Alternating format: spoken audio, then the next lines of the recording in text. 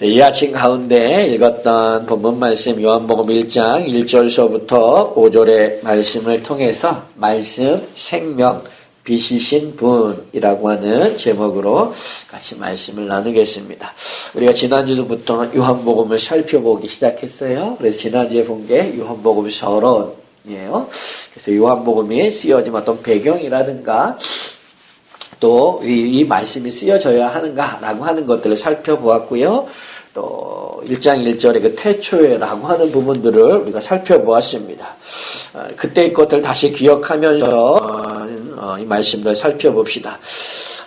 요한복음을 기록한 사도 요한이 이 말씀을 기록할 때는 이미 세 개의 복음서가 이미 기록되어져 있었어요. 마태복음, 마가복음, 누가복음이 이미 기록되어져 있었다라는 거죠. 이 세 개의 복음서를 통하여서도 예수 그리스도가 하나님 되신 예수님이 그리스도 되심을 얼마든지 전할 수 있음에도 불구하고 왜 굳이 사도 요한이 요한복음을 기록했을까라고 하는 거죠. 그것은 사도 요한이 요한복음을 기록한 그 시대적인 배경들을 우리가 봐야 되는데 1세기 때의 초대교회의 모습을 가만히 보면은 헬라 철학에 물든 영지주의 사상이 교회 안에 들어왔다라고 하는 거죠. 그래서 예수님의 인성을 부인한다라는 거예요. 그러니까 헬라 철학은 이원론으로 세상을 바라보고 이원론으로 사람을 바라봅니다. 그래서 거룩하고 선하신 하나님이 어떻게 더럽고 추한 물질과 같은 이 세상을 만드셨고 이 세상에 자기들과 같은 육신을 입고 이 세상에 예수님이 오실 수 있느냐? 성자 하나님이 오실 수 있느냐? 그럴 수 없다라는 거예요. 그래서 예수님의 인성을 부인합니다. 그러면서 그들이 말하는 게 뭐냐면 예수님이 이 땅에 오셔서 우리와 같은 사람의 모습으로 보이신 것은 그렇게 보여질 뿐이라는 거죠. 그래서 그걸 가연이라고 하는 거예요. 그래서 가연설을 나타냅니다. 그래서 인성을 부인할 뿐만 아니라 신성을 부인하는 거죠. 그래서 성도들을 미혹해요. 그러나 거의 같은 배경 속에서 기록되어져 있는 요한복음 1사, 그러니까 요한일서 1장 1절에 보면 이렇게 기록되어 있습니다. 대초부터 있는 생명의 말씀에 관하여는 우리가 들은 바요, 눈으로 본 바요, 자세히 보고 우리의 손으로 만진 바라라고 얘기합니다. 요한일서도 그 당시에 교환에 들어와 있는 어떤 영지주의 때문에 요한일서에 기록된 배경을 볼 수가 있는데 그 요한일서에서 분명하게 말씀하는 건 뭐냐면 사도 요한이 예수님에 대해서 우리가 그분의 목소리를 들었다. 우리가 우리의 눈으로 그분을 보았다. 우리가 우리의 손으로 그분을 만졌다라고 하면서 예수님이 가연이 아님을 말씀한다는 거예요. 실질적으로 우리와 같이 만져지고 보여지고 느껴지는 분이다라고 말씀하고 있다라는 거죠. 그래서 가연설은 터무니없는 이야기라는 거예요. 예수님은 하나님이시라는 거예요. 그 하나님 되신 예수님께서 이 땅 가운데 성육신으로 오셨다라는 거죠.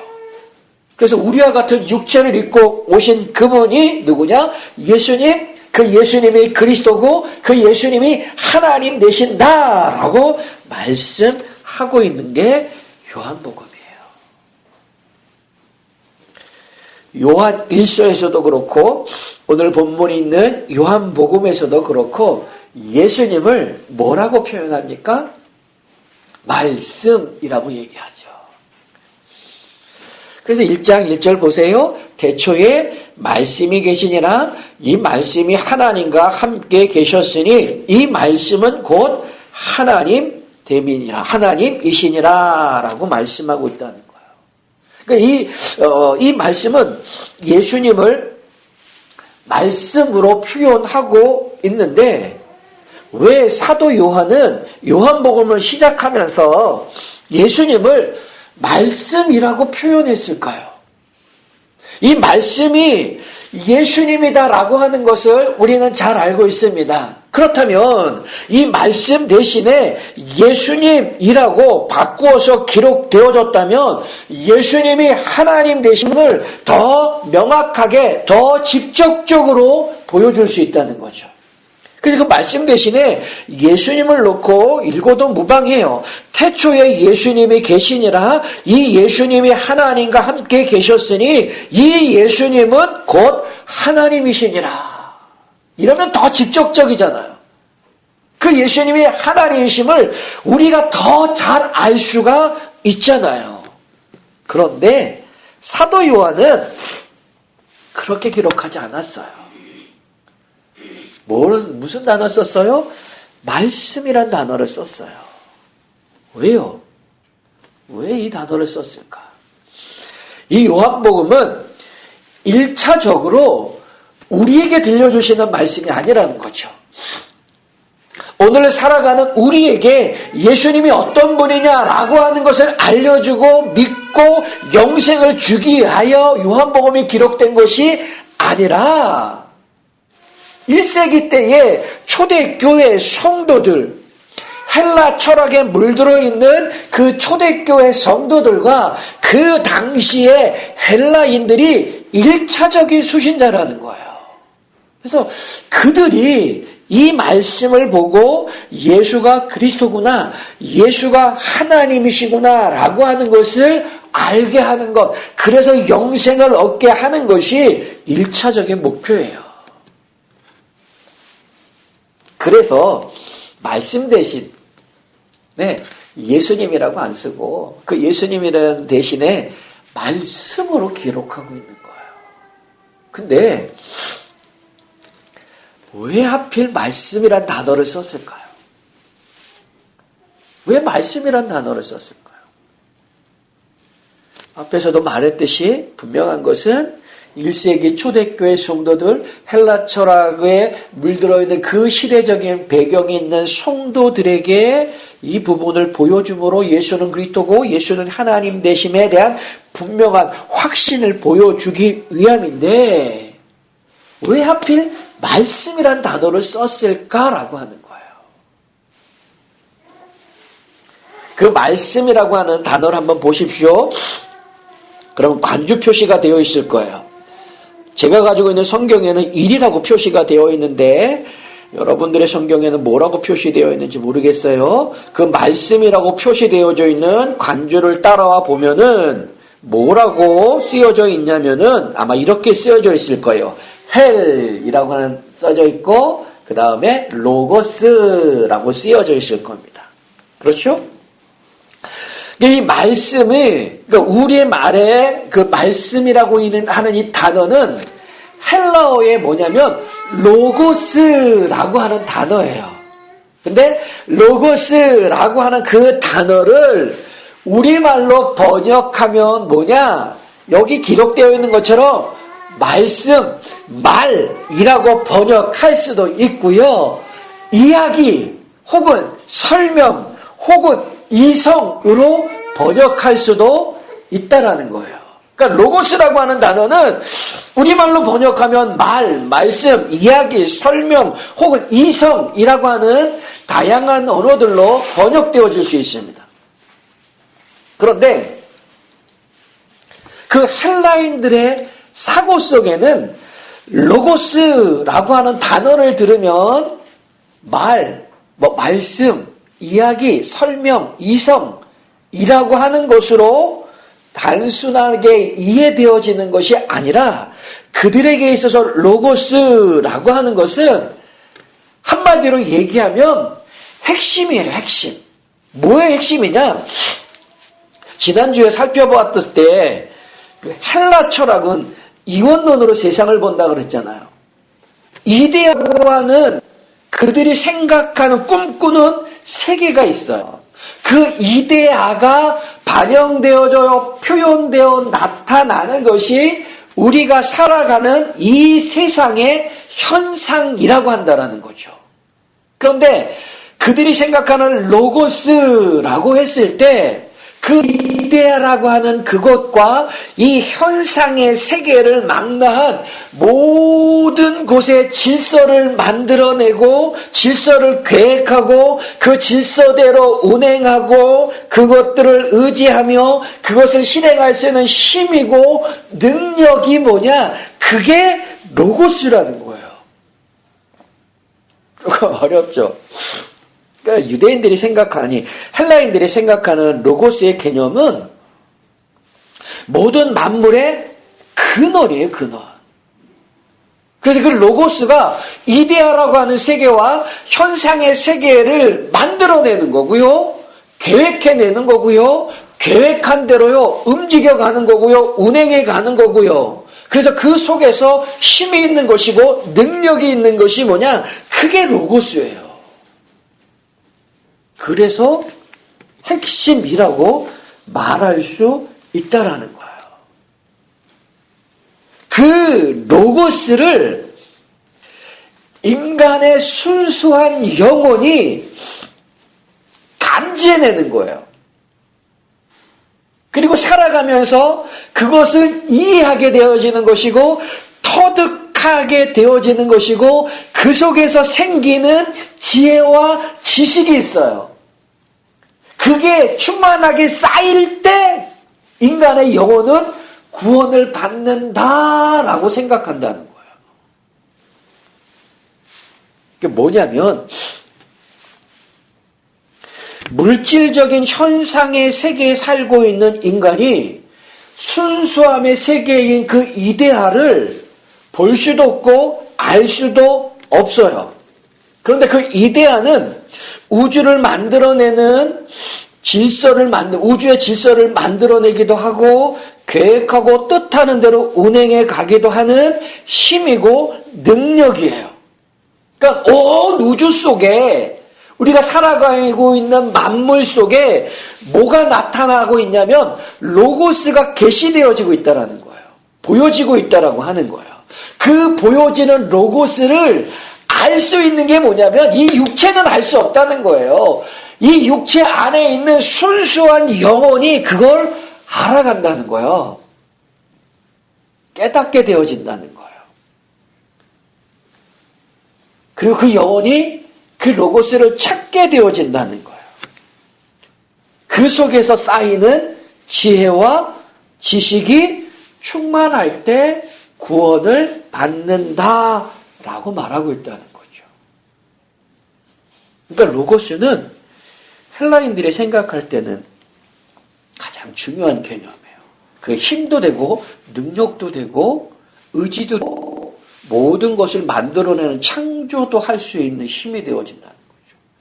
근데 인간은 이거를 알 수가 없어요. 알 수 있는 건 뭐냐면 인간 안에 있는 순수한 영혼이 로고스의 씨라고 하는 것을 가지고 있대요. 그 로고스의 씨로 말미암아 이 편만하게 펼쳐져 있는 그 로고스를 알게 되진답니다. 그래서 지혜가 생긴대요. 그래서 지식이 생긴대요.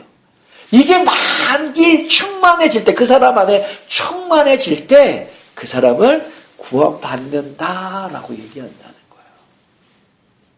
조금 어렵죠? 그런 개념 속의 로고스예요. 근데 사도 요한은 그 로고스의 개념을 성경 속으로 끌고 들어오는 거예요. 그래서 예수님을 뭐로 표현하는 거예요? 로고스, 말씀으로 표현한다는 거예요.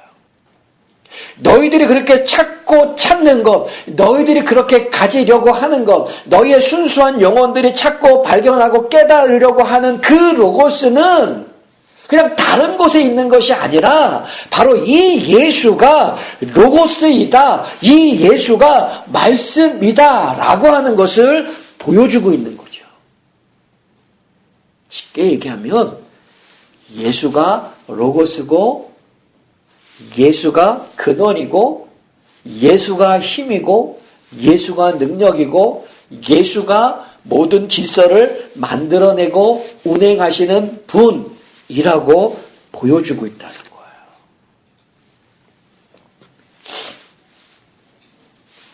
이 말씀을 끌고 들어오면서 우리에게 보여지는 게 뭐냐?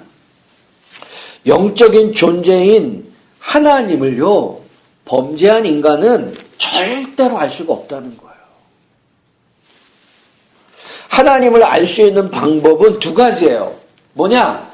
범죄한 인간이 하나님과 같은 영적인 존재가 되거나 아니면 영적인 존재인 하나님이 범죄한 인간과 같은 모습으로 와서 들려주고 말해주고 설명해주고 이야기해줄 때 하나님에 대해서 알 수가 있다라고 하는 거죠.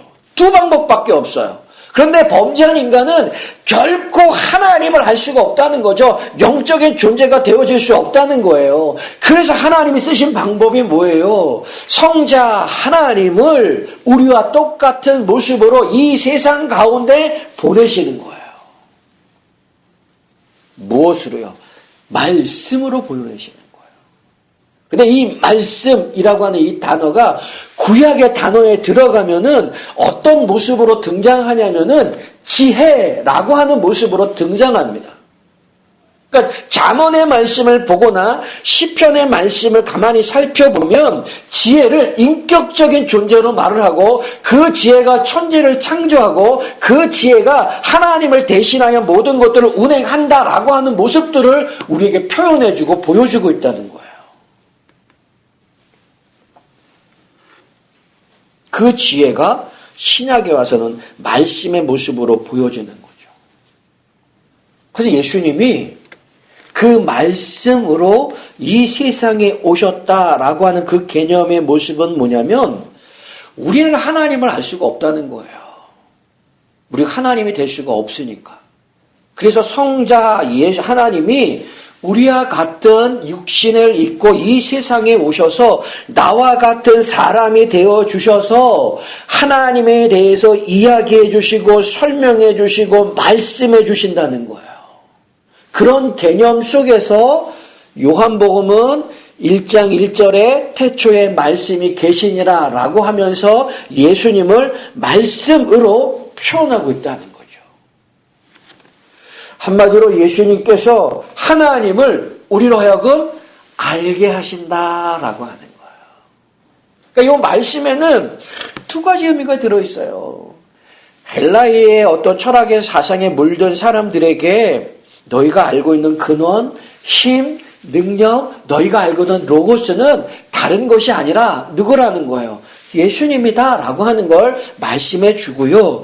예수 안에 있는 사람들에게는 뭘 보여주는 거예요? 그 예수가 바로 하나님에 대해서 이야기해 주고 말해 주고 설명해 주시는 로고스다. 그래서 그 예수 그리스도의 삶과 예수 그리스도의 말씀을 잘 들으며 잘 따를 때에 뭐 한다는 거예요? 하나님을 안다라고 말할 수 있다라는 거예요. 사도 요한은 그 로고스 되신 분, 그 말씀 되시는 분이 이 세상에 육신을 입고 오셨다라고 얘기합니다. 요한복음 1장 14절을 한번 보세요. 1장 14절 말씀이 뭐가 됐대요? 육신이 되어 우리 가운데 거하심에 우리가 그의 영광을 보니 아버지의 독생자의 영광이요 은혜와 진리가 충만하더라라고 말씀합니다. 그러니까 말씀이 육신이 되어 우리 가운데 거하시면 뭘 보여주신다는 거예요? 하나님이 어떤 분이냐라고 하는 걸 보여준다는 거예요. 알게 한다는 거예요. 요한일서에서도 같은 표현을 합니다.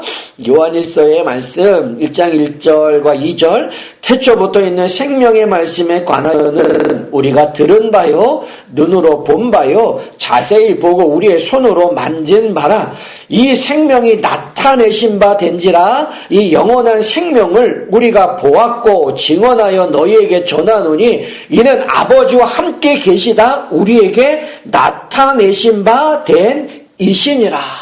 하나님 곧 그 아버지와 함께 계시다가 이 세상에 우리에게 나타나셨대요. 그래서 뭐 하신다는 거예요? 우리에게 하나님을 설명해주고 말해주고 들려준다는 거죠. 그래서 예수님의 제자 중에 빌립이 있습니다. 빌립이 예수님께 하나님을 보여주십시오 라고 요구를 했어요. 그런데 그 빌립의 요구에 예수님이 뭐라고 말씀하시느냐? 요한복음 14장 9절에 이렇게 말씀합니다.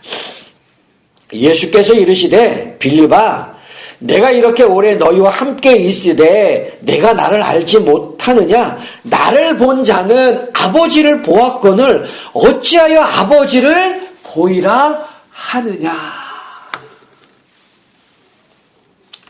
요한복음 12장 45절은 나를 보는 자는 나를 보내신 이를 보는 것이다 라고 표현하고요. 골로새서 1장 15절에는 그는 보이지 아니하는 하나님의 형상이시요 모든 피조물보다 먼저 나신 이시니라. 이걸 오늘 본문에 있는 요한복음 1장 1절에서는 한 단어로 표현하는 거예요. 뭐라고요? 말씀.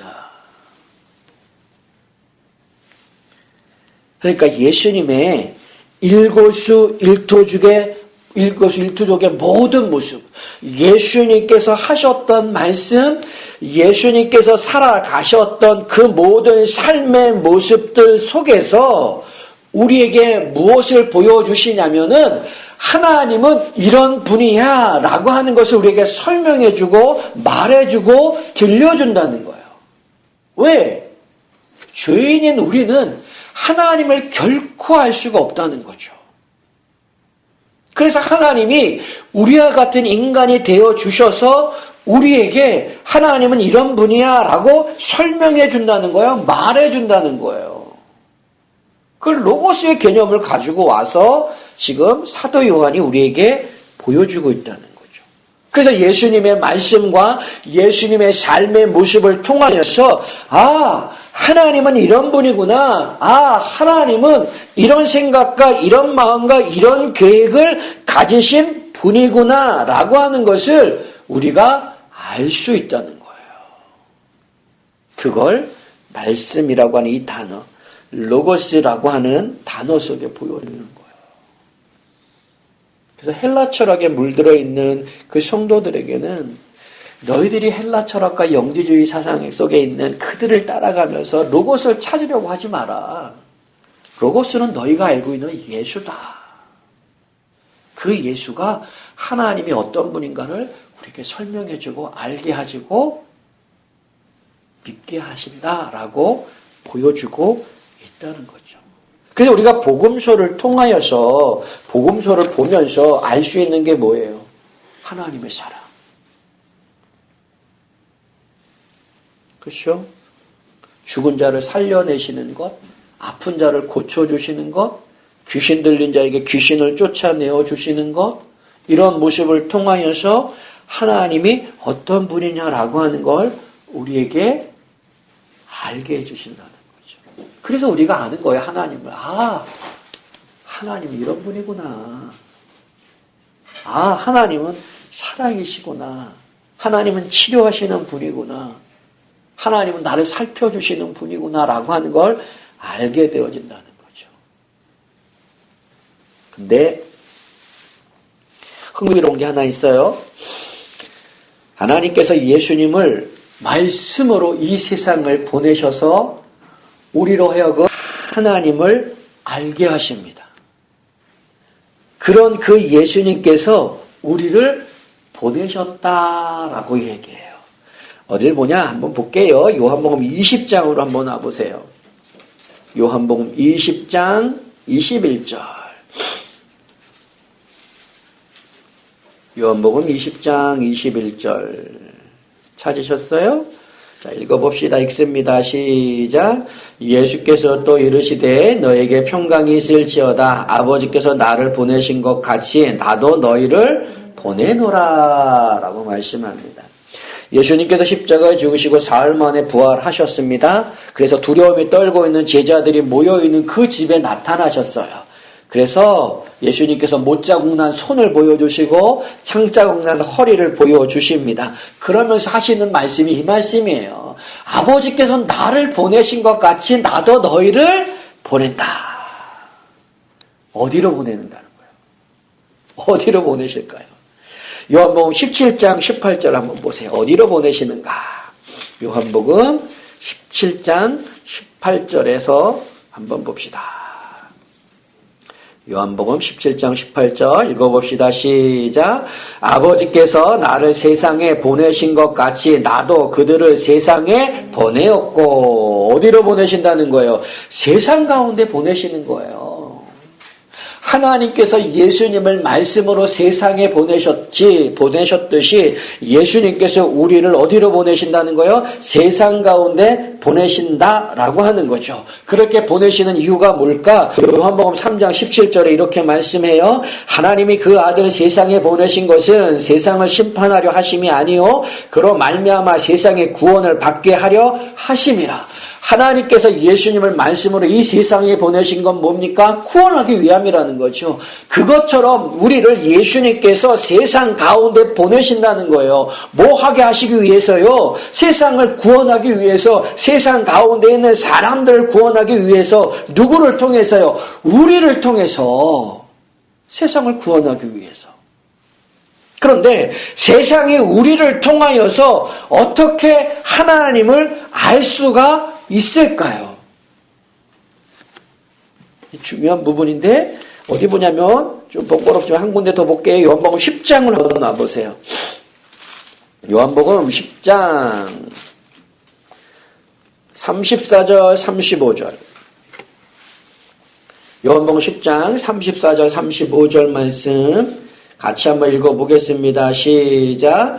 예수께서 이르시되 너희 육체에 기록된 바 내가 너희를 선이라 하였노라 하지 아니하였느냐? 성경은 패하지 못하나니 하나님의 말씀을 받은 사람들을 신이라 하였거든.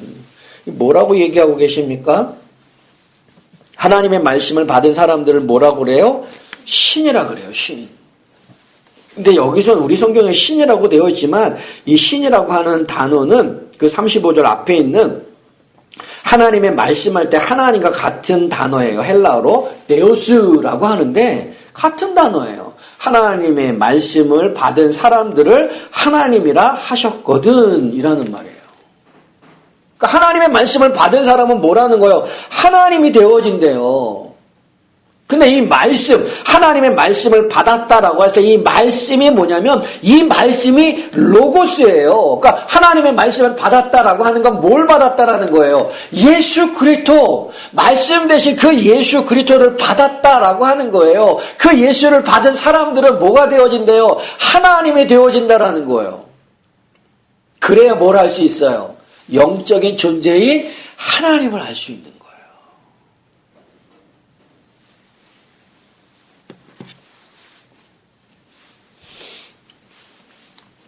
이거를 요한복음 1장 12절 13절에 이렇게 표현합니다. 영접하는 자 곧 그 이름을 믿는 자들에게는 하나님의 자녀가 되는 권세를 주셨으니 이는 혈통으로나 육정으로나 사람의 뜻으로 나지 아니하고 오직 하나님께로부터 난 자들이니라. 자, 예수를 영접하는 자는 뭐가 되어진대요? 하나님의 자녀가 되어진대요. 근데 생각을 해보세요. 사람이 아기를 낳았어요. 그 아기는 뭐예요? 사람이에요? 동물이에요? 사람이잖아요. 멍멍이가 새끼를 낳았어요. 그 새끼는 뭐예요? 강아지잖아요. 강아지. 그렇죠? 고양이가 새끼를 낳았어요. 그 고양이 새끼는 뭐예요? 고양이에요. 그런데 예수를 영접한 사람들은 성경이 뭐라 그래요? 하나님의 자녀가 되어진대요.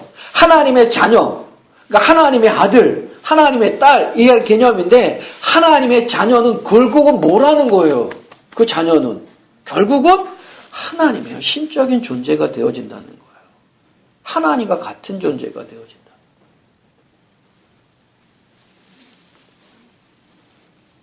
그렇게 예수 그리스도를 영접한 사람들의 하나님의 자녀가 되어지고 요한복음 요 말씀에 보면은 10장의 말씀을 보면 그 사람이 뭐가 되어진다? 신이 되어진다? 하나님이 되어진대요.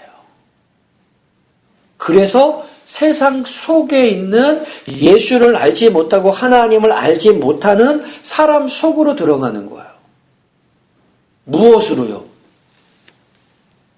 예수님이 보여주셨던 것처럼 예수님께서 말씀으로 이 세상에 오셨던 것처럼 예수 그리스도를 영접한 사람들은 하나님의 자녀가 되어서 영적인 존재가 되어서 세상 속에 말씀으로 들어가는 거예요.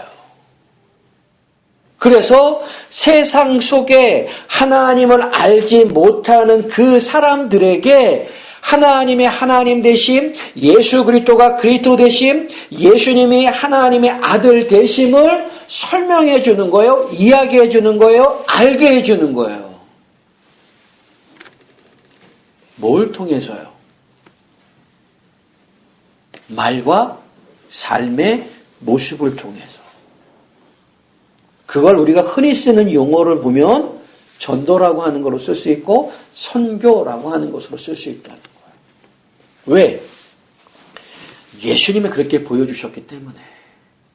예수님이 이 세상 가운데 말씀으로 오셔서 우리에게 하나님이 어떤 분인가라고 하는 걸 보여주셨습니다. 알려주셨습니다. 설명해 주셨습니다. 그래서 예수 그리스도의 그분의 삶과 그 말씀을 통해서 하나님은 이런 분이구나 라고 하는 걸 우리가 안다라고 하는 거예요. 그런데 그 말씀 대신 예수님을 보내심을 받은 것처럼 우리를 세상 속에 보내신대요. 그런데 성경이 말씀하는 게 뭐냐면 예수를 영접한 자는 하나님의 자녀가 되었대요. 그러니까 영적인 존재가 되어지는 거예요. 하나님과 같이 교제할 수 있는 거, 교통할 수 있는 거예요. 그런 우리가 예수님의 보내심을 받아서 어디로 가는 거예요? 세상 속에 들어가는 거예요. 무엇으로요? 말씀으로. 그 말씀으로 세상 속에 들어가서 예수님을 알지 못하고 하나님을 알지 못하는 사람들에게 하나님이 어떤 분이신가를 보여주는 거예요. 알게 해주는 거예요.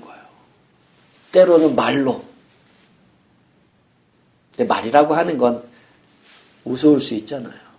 그래서 뭘로 보여주는 거예요? 삶으로. 예수님이 보여준 삶의 모습은 뭐예요? 십자가에 죽으시기까지 죄인 인간을 사랑해 주시는 모습을 친히 보여주셨다는 거죠. 그것처럼 우리의 삶의 모습이 말씀의 모습으로 이 세상 속에서 하나님의 하나님이심, 예수가 그리스도 되신가 하나님 되심을 보여주는 거예요. 무엇까지 할 수 있을 정도로 주님이 십자가에 죽으신 후에 삶의 모습을 보여주셨던 것처럼 우리가 그 단계까지는 못 간다 할지라도 이웃을 정말 사랑하고 우리 주변에 있는 사람들을 정말 사랑하는 모습으로 드러내는 거죠. 나타내는 거죠. 그럴 때 세상의 무지 속에 살아가고 있는 그 세상의 사람들이 나를 보고 우리를 보고 하나님은 저런 분이구나, 예수님은 저런 분이구나 라고 하는 것을 알게 되어지는 거예요. 그러면서 예수를 만나게 되어지고 하나님을 만나게 되어지고 우리와 한 가지로 뭐예요? 구원받은 사람이 된다라고 한다는 거죠. 말씀을 정리하고 마치겠습니다. 오늘 본문의 말씀을 보면은 사도 요한은 예수님에 대해서 뭐라고 표현하느냐? 말씀, 로고스라고 합니다. 왜 하필 예수님을 로고스, 말씀이라고 표현했을까? 그 당시 헬라 철학의 로고스의 개념은 만물의 근원이 되어지고 힘이 되어지고 능력이 되어지면서 영원한 이데아로 인도하는 길잡이가 바로 로고스예요. 사도 요한은 이 로고스의 개념을 성경 속에 끌고 들어와서 헬라인들이 그렇게 찾고 찾는 로고스가 다른 것이 아니라 바로 예수님이시다라고 하는 것을 보여준다는 거죠. 그렇게 로고스가 되어 주신 그 예수님이 육신을 입고 이 세상에 오셔서 그 예수님의 삶을 통하여 말씀을 통하여 우리에게 누굴 보여주는 거예요? 하나님을 보여주는 거예요. 말씀으로. 근데 단순한 말이 아니라 그분의 삶의 모습을 통하여서 보여준다는 거죠. 그래서 복음서에 보여지는 예수 그리스도의 삶의 모습과 그분의 말씀을 통해서 하나님은 이런 분이구나 라고 하는 것을 알게 되어진다는 거예요.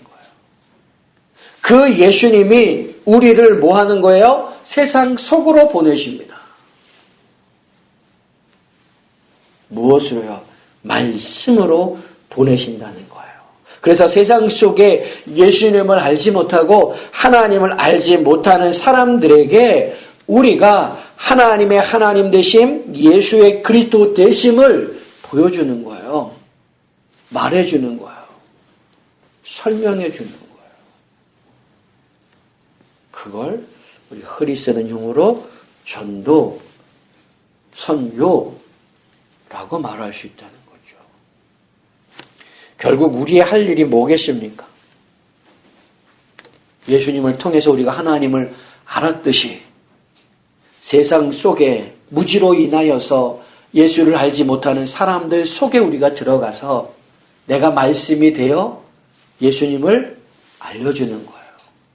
하나님을 알려주는 거예요. 그래서 그 사람들이 우리와 한 가지로 하나님을 만나고 예수 그리스도를 만나고 하나님이 주시는 영생과 구원을 얻게 하신다는 거죠. 그게 우리의 할 일이에요. 그게 하나님께서 우리를 보내심, 세상 속에 보내심의 목적이라는 거죠. 사랑하는 우리 모든 성도들이 예수님이 보내신 말씀이 되어서 세상 속에서 예수님을 잘 보여 알게 하신 것처럼 우리도 말씀이 되어서 세상 속에 들어가 예수님을 세상의 사람들에게 잘 보여 설명해주며 알게 해줄 수 있는 그런 모든 우리 성도님들이 다 되실 수 있기를 주님의 이름으로 축원합니다. 아멘. 기도하겠습니다.